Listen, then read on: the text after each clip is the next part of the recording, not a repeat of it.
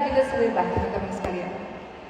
Kata Rasulullah apa? Man kana yu'minu billahi wal yawmil akhir falyakul khairan aw liyasmut. Barang siapa yang beriman kepada Allah dan hari akhir, hendaklah dia berkata-kata yang baik. Jadi nanti masuk dalam bulan suci Ramadan, pastikan lisan kita yang keluar lisan yang baik.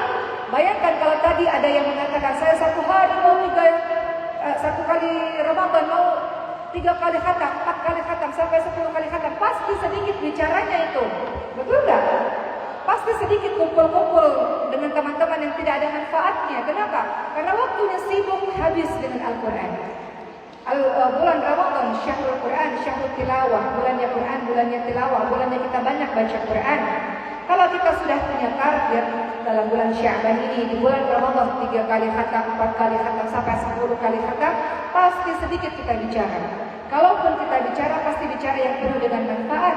Sebagaimana Rasulullah SAW ingatkan, barang siapa yang beriman kepada Allah dan hari akhir, hendaklah dia berkata-kata yang baik atau dia diam.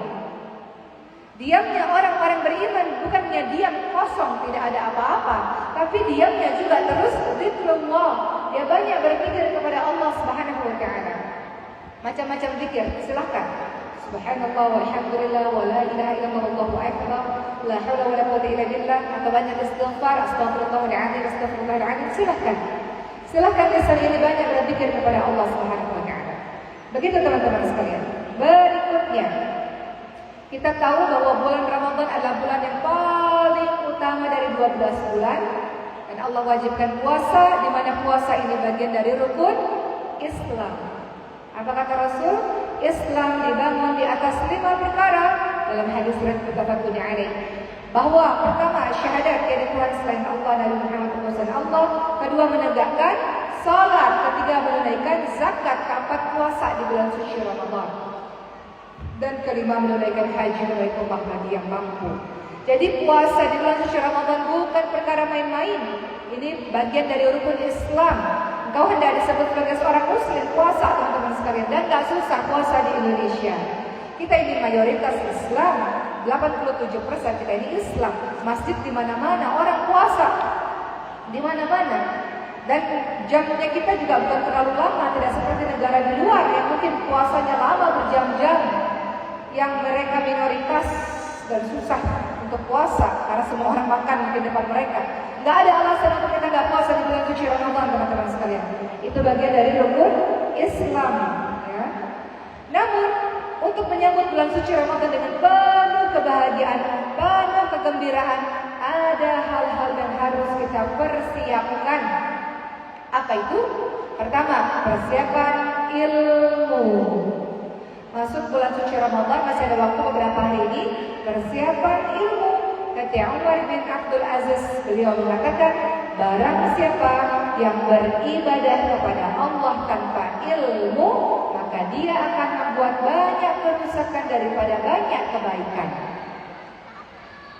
Maka wajib bagi kita banyak belajar tentang bagaimana kita menjalankan ibadah di bulan suci Ramadan nanti. Apa hal-hal yang disunnahkan, apa hal-hal yang membatalkan puasa, bagaimana menjalankan sebuah ibadah tertentu, misalnya sahur kata Rasulullah diakhirkan, buka dicepatkan, misalnya itu bagian dari sunnah teman-teman sekalian.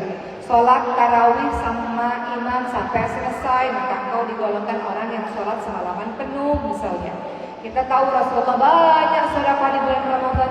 Rasulullah bertadarus bersama dengan malaikat Jibril di bulan Ramadan. Kita pun mengikuti sunnah itu. Begitulah teman-teman sekalian. Jadi persiapan yang juga sangat penting adalah persiapan ilmu. Kenapa? Karena nantilah ini yang membuat amalan kita diterima oleh Allah Subhanahu wa taala. Syarat diterimanya ibadah oleh Allah Subhanahu wa taala adalah lillah, ketika niatnya karena Allah. Kedua adalah mengikuti sunnahnya Rasulullah SAW. Mengikuti apa yang telah dicontohkan oleh Rasulullah SAW. Jadi persiapan ilmu ini sangat penting teman-teman sekalian. Perhatikan kalimat Imam Ibnul Qayyim Al-Jauziyah rahimahullah. Beliau mengatakan, orang yang berilmu mengetahui tingkatan-tingkatan ibadah, mengetahui perusak-perusak amal ibadah, dan hal-hal yang menyempurnakan ibadah tersebut, dan hal-hal apa yang bisa mengurangi pahala ibadah. Itu orang-orang berilmu.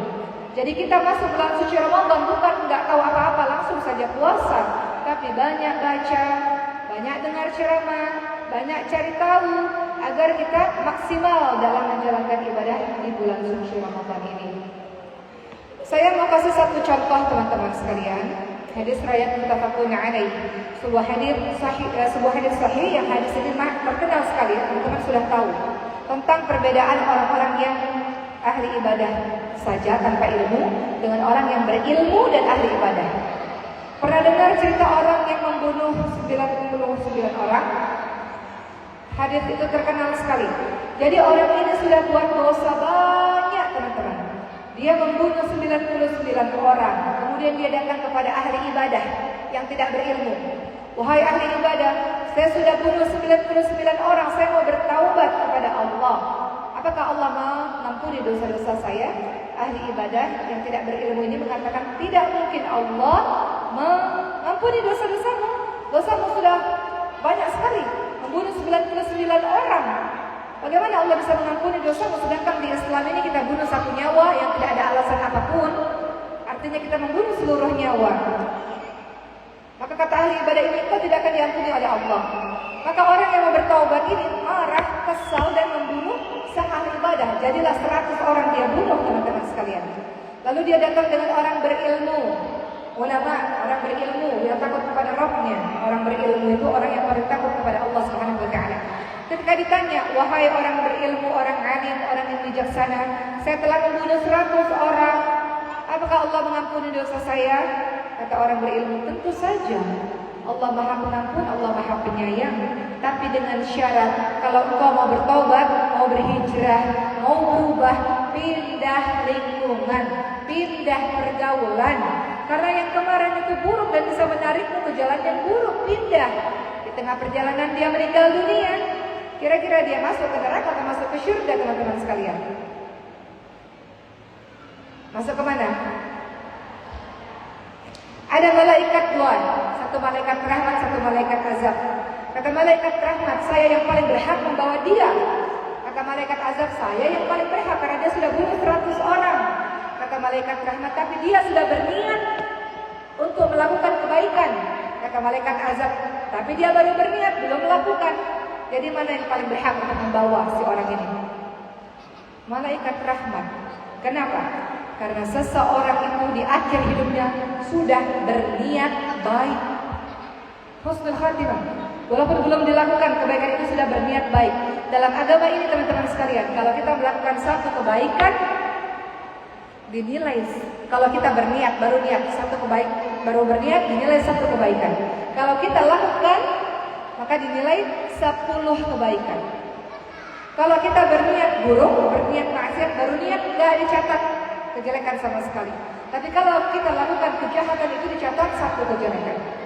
Maka orang yang meninggal dunia tadi dibawa oleh malaikat rahmat karena akhir hidupnya berniat untuk menjadi orang baik. Yang kita bisa ambil pelajaran dari sini, lihat perbedaan orang berilmu dengan orang yang ahli ibadah tadi. Orang berilmu menyelamatkan orang yang ingin bertobat ini, teman-teman sekalian. Jadi kembali bahwa teman-teman yang dirahmati oleh Allah Subhanahu wa taala, untuk menuju kepada bulan suci Ramadan penting untuk kita mempersiapkan ilmu kita supaya kita tahu bahwa ternyata puasa itu tidak hanya menahan lapar dan haus tapi seluruh anggota badan dari perbuatan maksiat. Bahwa nggak boleh dalam puasa kita keluarkan kata-kata kotor, kata-kata mengandung syahwat, kata-kata yang kita tujukan kepada yang bukan mahram. Kemarin ada yang mengatakan pada saya, Umauki, boleh nggak saya puasa Ramadan, tapi saya nggak ketemu pacar saya, karena kan lagi puasa. Pacarannya lewat WhatsApp. Kemudian saya tanya, pacaran lewat WhatsApp, aktivitas apa yang dilakukan? Pasti ada kalimat I miss you, I love you, dan sebagainya. Itu perkataan yang tidak boleh diucapkan di bulan suci Ramadan. Perkataan lagu dan rafah, perkataan yang kotor, perkataan yang tidak baik, dan perkataan yang kita berikan kepada laki-laki yang bukan mahram atau laki-laki ajnabi, laki-laki asing. Untuk apa puasanya? Jadi kalau teman-teman kita sudah belajar sungguh-sungguh, pasti kita akan sangat berhati-hati dalam menjalankan ibadah-ibadah di bulan suci Ramadan supaya ibadah itu diterima oleh Allah Subhanahu wa taala. Orang-orang saleh di zaman dulu teman-teman sekalian, beliau-beliau itu 6 bulan sebelum datang bulan suci Ramadan berdoa kepada Allah agar umurnya disampaikan pada bulan suci Ramadan. Karena tahu di bulan suci Ramadan berlipat-lipat ganda pahala yang Allah berikan, semuanya menjadi pahala. Semuanya. Sahur diakhirkan itu sunnah pahala. Buka dicepatkan itu juga sunnah pahala. Kasih kurma, 1 biji kurma untuk orang puasa, dapat pahala puasa orang tersebut. Begitu teman-teman sekalian. Jadi persiapan yang paling penting adalah persiapan ilmu. Termasuk juga hati-hati kalau kita tahu, kita juga pasti akan sungguh-sungguh dalam melaksanakan ibadah kita. Termasuk hati-hati, banyak orang-orang di bulan suci Ramadan mereka puasa tapi mereka tidak sholat. Banyak nggak? Banyak nggak? Ada. Puasa tapi sholatnya bolong-bolong, seperti membawa ember yang bocor, ambil air bocor pahalanya. Puasa di bulan Ramadan wajib, sholat juga wajib yang agama. Ada juga orang yang ketika di bulan suci Ramadan sholatnya buru-buru, sholat tarawihnya cepat sekali. Bagaimana Allah bisa terima sholat itu teman-teman sekalian? Pernah pada suatu ketika ada orang yang datang ke masjidnya Rasul dan sholat. Maka Rasul, ulangi sholat, engkau belum sholat. Kemudian orang ini berkata lagi, ya udah, aku ulangi sholatku. Sudah sholat dia, kata Rasul, ulangi sholat, engkau belum sholat. Sampai berkali-kali sampai orang itu bilang, ya Rasul, saya nggak tahu lagi bagaimana cara sholat, ajarkan saya. Kata Rasul, sholat itu adalah kau bertakbir dan baca Quran yang mudah bagimu. Kau rukuk dengan tumakninah, dengan tenang, i'tidal dengan tenang, berdiri dengan tenang, sujud dengan tenang, duduk di antara 2 rakaat dengan tenang, dan kau lakukan itu seterusnya dalam sholatmu. Artinya sholat yang dibutuhkan ketenangan tumakninah dalam sholat kita, untuk sholat kita diterima oleh Allah Subhanahu wa taala. Jadi yang pertama, mau menyambut bulan suci Ramadan dengan hati yang gembira, maka persiapan ilmu. Kedua, persiapan jiwa dan spiritual. Persiapan jiwa dan spiritual, maknanya apa? Untuk memasuki bulan suci Ramadan yang banyak ibadah di sana, ada baca Quran, ada tarawih, menghidupkan malam, ada puasa. Maka kita melatih diri kita dari sekarang di bulan Sya'ban ini. Di bulan Sya'ban ini dalam hadis riwayat Bukhari Muslim, Siti Aisyah radhiyallahu anha beliau berkata, aku belum pernah melihat Nabi berpuasa sebulan penuh kecuali bulan suci Ramadan. Dan aku belum pernah melihat Nabi puasa sebanyak yang dia lakukan di bulan Sya'ban. Untuk para wanita, para akhwat, ini kesempatan membayar hutang puasa. Ada yang masih ada hutang puasanya? Yang belum dibayar kemarin-kemarin? Masih ada waktu bayar hutang puasa. Siti Aisyah radhiyallahu anha membayar hutang puasanya pada saat bulan Sya'ban. Karena di bulan-bulan lainnya beliau sangat sibuk dengan Rasulullah SAW, dengan suaminya. Pun Rasulullah sangat banyak puasa di bulan Sya'ban. Ini menjadi latihan untuk kita memasuki bulan suci Ramadan. Kemudian teman-teman sekalian, dikatakan dalam sebuah hadis yang lain dari Usama bin Zaid radhiyallahu anhu, beliau berkata, wahai Rasulullah, aku belum pernah melihatmu berpuasa pada bulan-bulan lain sesering bulan Sya'ban. Apa kata Rasul? Bulan Sya'ban adalah bulan yang banyak diabaikan oleh orang-orang. Yaitu bulan ini, bulan di antara Rajab dan bulan di antara Ramadan. Orang-orang sudah mulai lalai. Padahal bulan Sya'ban ini amal-amal diangkat dan dihadapkan kepada Allah Subhanahu wa taala, maka aku ingin amalku diangkat ketika aku sedang berpuasa. Maka Rasulullah SAW sahabat sekalian mengajarkan kepada kita persiapan menyambut bulan suci Ramadan, persiapan jiwa dan spiritual. Artinya dari sekarang kita sudah mulai persiapkan ibadah-ibadah kita, qiyamul lail kita, Quran kita. Kalau bulan Ramadan syahrul Quran, bulan Sya'ban juga bulan para pembaca Quran, teman-teman sekalian. Jadi persiapan yang kedua tadi adalah persiapan jiwa dan spiritual. Persiapan yang ketiga adalah menyambut bulan suci Ramadan dengan hati yang gembira, persiapan finansial. Untuk apa keuangan kita persiapkan di bulan suci Ramadan? Kenapa? Teman-teman sekalian, dari Ibnu Abbas radhiyallahu anhu, Rasulullah SAW bersabda bahwa Ibnu Abbas berkata, Nabi adalah orang yang paling dermawan dan beliau lebih dermawan lagi pada bulan Ramadan. Hadis Bukhari Muslim. Jadi silahkan dari sekarang kita rencanakan mau sedekahnya apa. Ada juga teman-teman saya, beliau punya kebiasaan ketika bulan suci Ramadan sudah stok beli botol air mineral atau gelas-gelas air mineral banyak berdus-dus dan beliau taruh di masjid-masjid. Siapapun yang meminum air itu dia dapat pahala puasanya, teman-teman sekalian. Atau tidak usah susah-susah, teman-teman. Saya mau kasih kurma saja. Kata Rasul tadi sebiji kurma saja sudah dapat pahala puasa orang itu. Teman-teman bisa bungkus kurma dengan plastik, ya, plastik yang bening. Kasih kepada orang-orang di jalanan yang mungkin tidak bisa buka puasa karena terjebak macet atau belum sampai ke rumahnya. Kasih di jalanan. Atau apapun terserah teman-teman semua. Ambil kesempatan itu selagi kita masih bisa berbuat baik. Ambil, rugi kalau nggak diambil. Sebutir kurma saja itu sudah mendapatkan pahala puasa orang yang berpuasa. Jadi dari sekarang rencanakan. Kalau yang lebih lain-lain lagi lebih baik ya lebih baik. Tapi kalau hanya bisa kurma itu pun sudah baik teman-teman sekalian. Kalau teman-teman pergi umrah atau haji setiap Senin Kamis itu anak-anak kecil setiap kali mau buka puasa itu sudah berlomba-lomba menuangkan teh, menuangkan kopi, memberikan kurma. Mereka berlomba memberikan makanan buka puasa untuk orang-orang yang sedang umrah atau yang sedang berada di Masjidil Haram atau Masjid Nabawi. Kita juga begitu. Ajarkan anak-anak kita teman-teman sekalian untuk bulan puasa itu banyak sedekah. Ajarkan dia. Cari masjid-masjid, taruh makanan-makanan di situ. Masya Allah. Kita ambil peluang-peluang supaya kita bisa banyak sedekah di jalan Allah Subhanahu wa taala. Termasuk juga teman-teman persiapkan dana untuk i'tikaf. Di 10 malam terakhir kan teman-teman akan bermalam di masjid, ya. Teman-teman pikirkan itu juga. Misalnya teman-teman yang bekerja atau apalah, teman-teman pikirkan disimpan uangnya dari sekarang supaya nanti kalau misalnya 10 hari itu sibuk di masjid, keluarga baik-baik saja, ekonomi dalam keadaan baik. Jadi persiapan ekonomi itu dari sekarang untuk memasuki bulan Ramadan. Ibarat teman-teman sekalian, kita ini mau perang, contoh ya, analogi. Kita perang, tapi kita nggak mempersiapkan bekal peperangan kita. Nggak siapin senjatanya, nggak siapin strateginya, nggak siapin target-targetnya, pasti kita kalah di medan peperangan. Begitu juga bulan suci Ramadan. Kita mau mendapatkan yang terbaik di bulan suci Ramadan, tidak ada persiapan sama sekali. Bagaimana bisa menang di bulan suci Ramadan? Harus ada persiapan sungguh-sungguh, persiapan ilmu, persiapan jiwa dan spiritual, persiapan harta. Berikutnya yang tidak kalah penting, persiapan fisik dan menjaga kesehatan. Apa kata Rasulullah dalam hadis riwayat Al-Hakim? Pergunakan kesempatan yang 5 sebelum datang yang 5. Perhatikan masa mudamu sebelum masa tuamu. Perhatikan masa sehatmu sebelum masa sakitmu. Perhatikan masa kayamu sebelum masa miskinmu. Perhatikan masa luangmu sebelum masa sibukmu. Dan perhatikan masa hidupmu sebelum masa matimu. Artinya adalah, tadi ada salah satu pesan Rasul, perhatikan masa sehatmu sebelum sakitmu.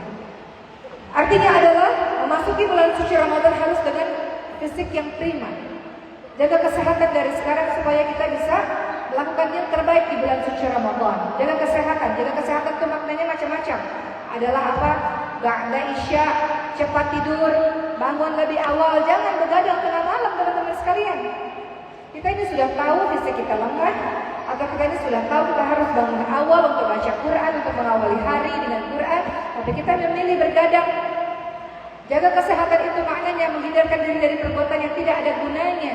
Ada anak-anak muda yang suka sekali nonton film Korea berjilid-jilid. Ada di sini? Nonton-nonton drama-drama yang lain-lain. Mungkin itu nantilah.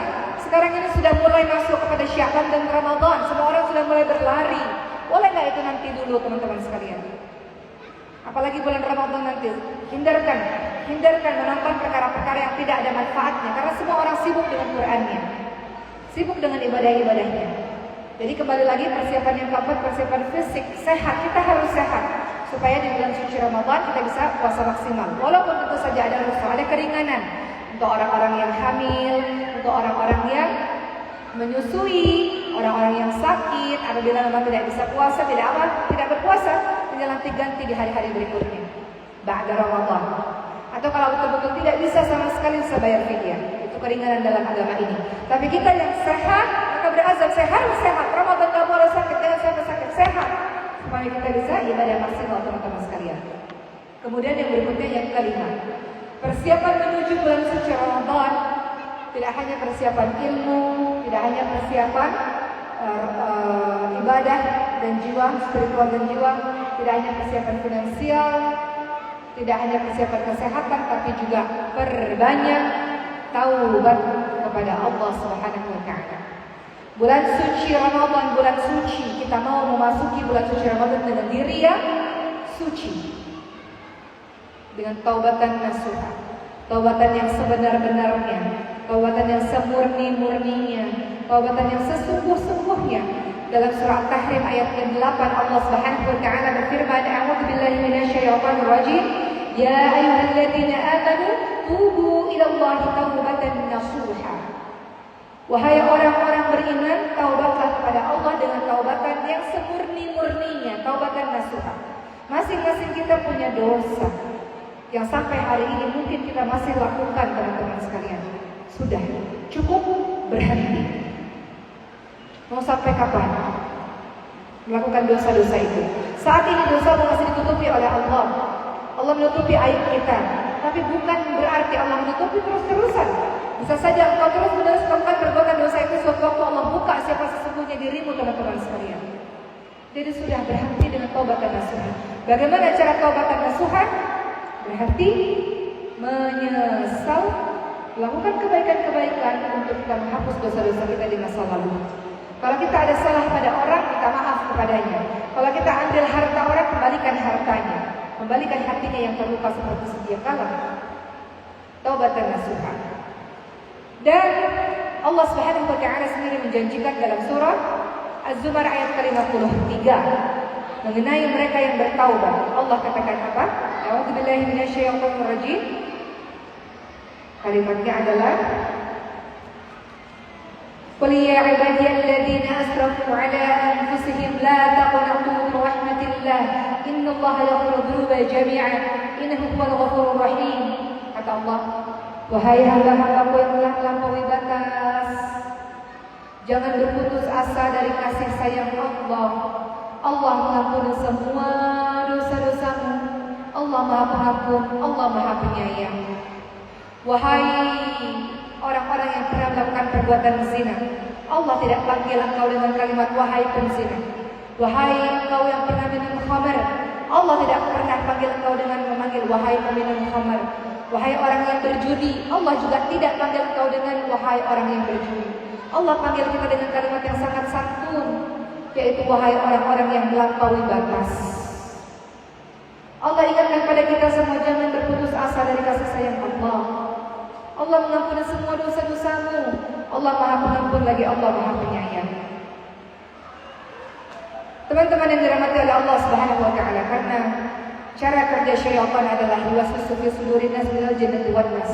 Dia akan membisik-bisikkan di hati kita, engkau tidak pantas jadi orang baik, engkau tidak pantas berjilbab, engkau tidak pantas berniqab dengan masa lalumu yang seperti itu, engkau tidak pantas berada dalam lingkungan ahlul Quran, engkau tidak pantas berumrah, engkau tidak pantas berdoa kepada Allah karena engkau adalah ahli maksiat. Itu cara kerja syaitan, membuat kita putus asa. Padahal Allah sendiri yang berjanji bahwa Allah mengampuni semua dosa.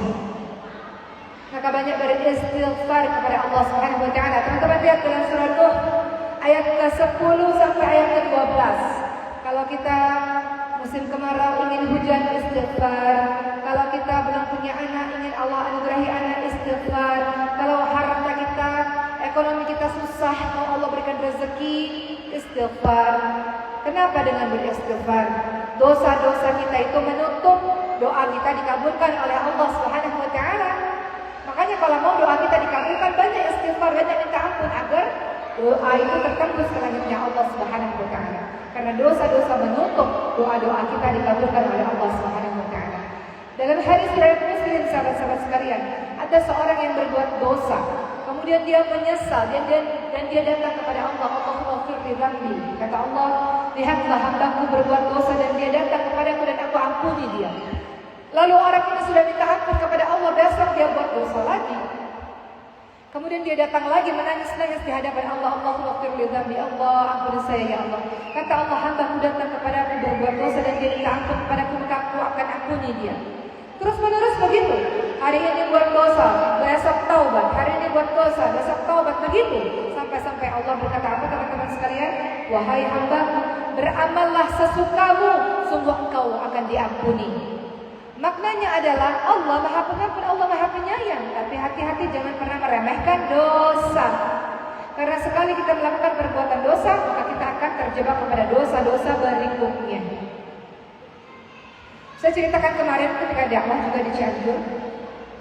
Salah satu cerita yang membuat ahli ibadah ini terperosok ke jalannya syaitan. Ahli ibadah, sudah ibadah puluhan tahun.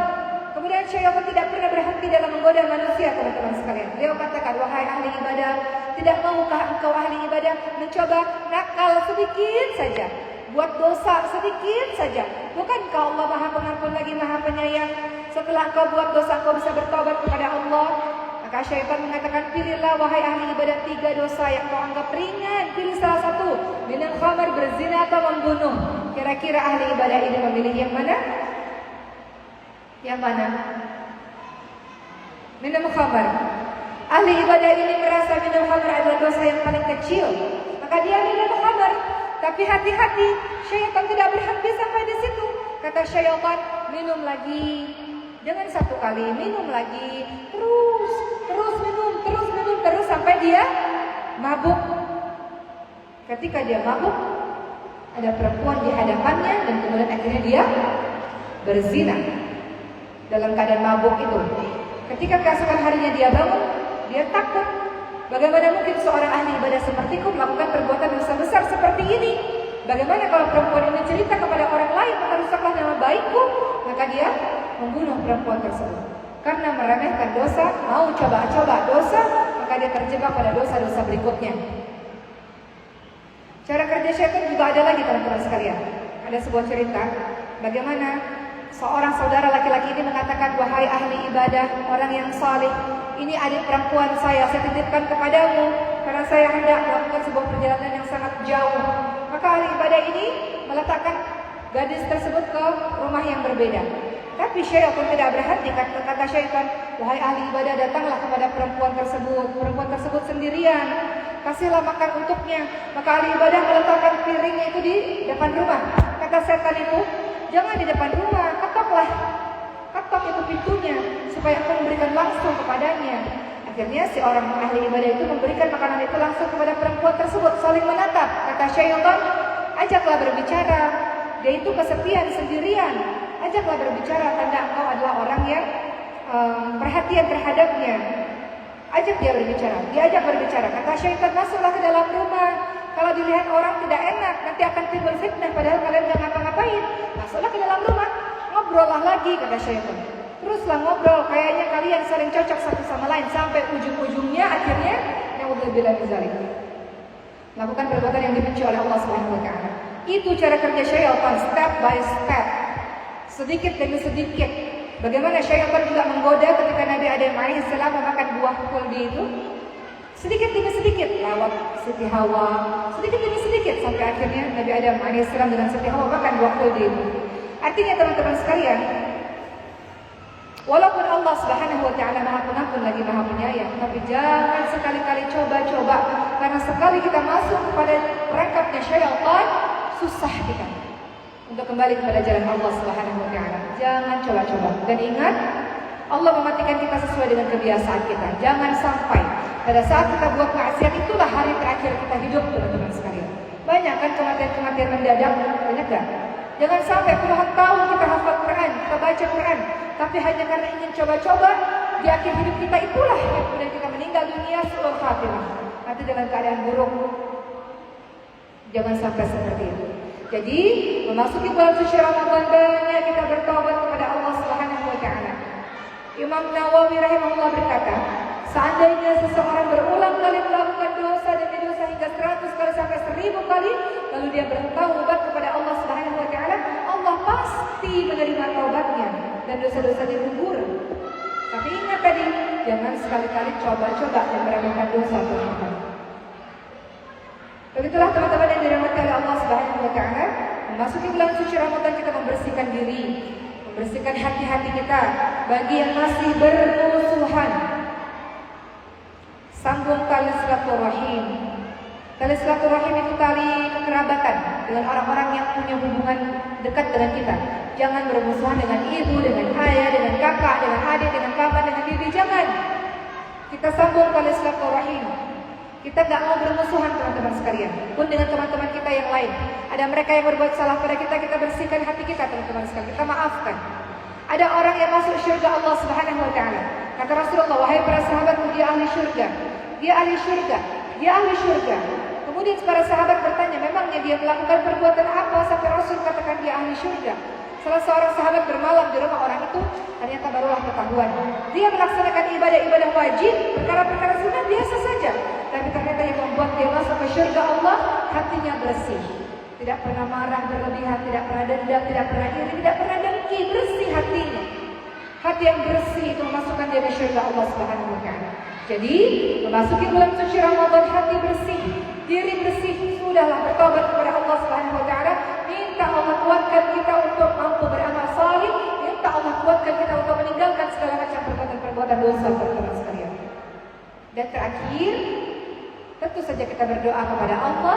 Kita bisa shaum, kita bisa qiyamul lail, kita bisa tadarus Quran, khatam Quran, kita bisa bersedekah, semuanya karena pertolongan dari Allah Subhanahu wa taala. Minta Allah berikan taufik kepada kita, pertolongan untuk kita mampu dan bersemangat istiqamah dalam beramal saleh.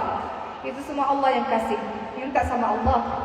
Minta sama Allah, ya Allah, mampukan aku khatam 10 kali, ya Allah, mampukan aku khatam 3 kali, mampukan aku tarawih istiqamah sampai akhir, ya Rabb.